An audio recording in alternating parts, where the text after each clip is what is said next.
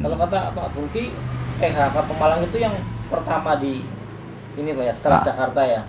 Oh iya, nomor 1 itu Jakarta. Namanya Pahwa. Pahwa. Pahwa itu sekolah yang wawikuan di Jakarta.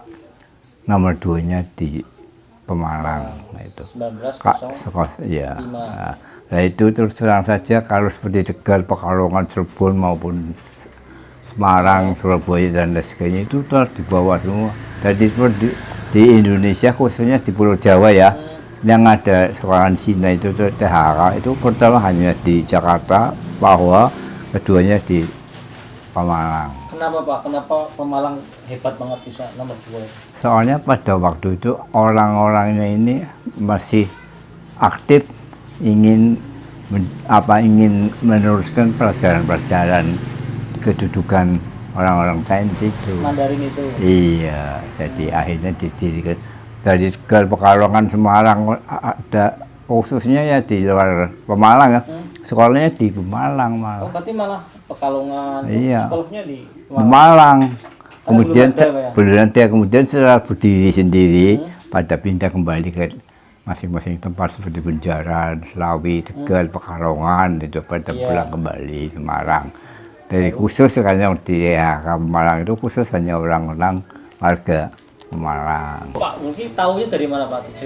Diceritain deh sama kakak saya, papa saya, lantas teman-teman ada apalah ngerti ya. Berarti kakak itu juga lulusan THK juga? Iya dari THK. Rata-rata zaman dulu? Cuma kebanyakan sekolah di Pemalang toh. Yang sekolah sampai ke Tegal itu hanya saya. Oh. Makanya. Pak Bungki berapa anggota keluarga? Berapa? Saya waktu itu jadi yang laki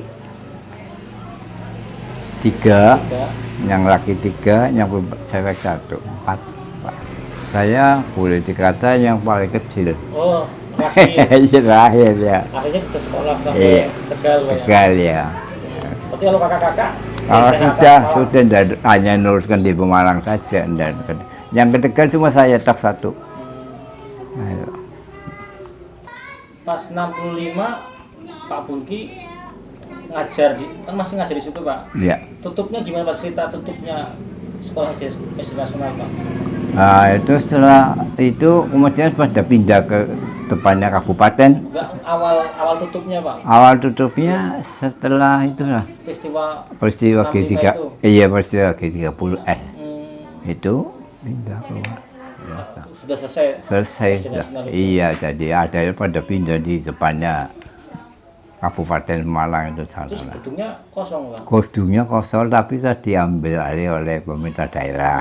Akhirnya gedung itu dijual, ada yang beli tapi warga keturunan gotong royong dibeli. Ya, hingga sekarang ini gedung itu akhirnya digunakan untuk rumah burung walet. Oh, itu digunakan untuk rumah burung walet? Iya, rumah gedungnya tetap begitu, tetap ya. Mungkin kelas-kelasnya masih tetap gitu mungkin ya. Yang main tak datangi tapi dikunci sama banyak pohonnya jadi iya takut. Nah itu yang sekarang yang kuasai gedung itu yang punya Hotel Malang.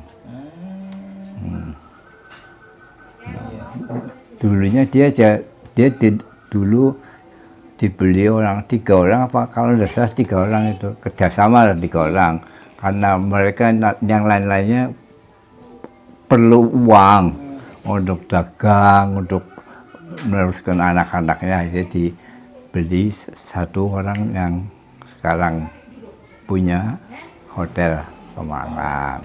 Tadi lihatin fotonya Pak pas SD THK Pak, SD nasional Pak aja. Lihatin ke kamera Pak. Ayo. Bidar kota. Fotonya apa aja Pak? Pas di SD. Kelas jadi kelas 3 sama kelas 6. 3, 4, 5, 6. Jadi kelas di foto ini kenang-kenangan sih. Waktu itu saya bilang ini saya mau pindah di mengajar di sini Pak, apakah mau murid-murid mau berfoto dengan saya. Oh mau saja, mau lah itu itu foto. Iya, Ini sama ya Pak ya? iya sama, iya betul itu iya, benar itu. Dunia lah, ya, di dunia itu ya.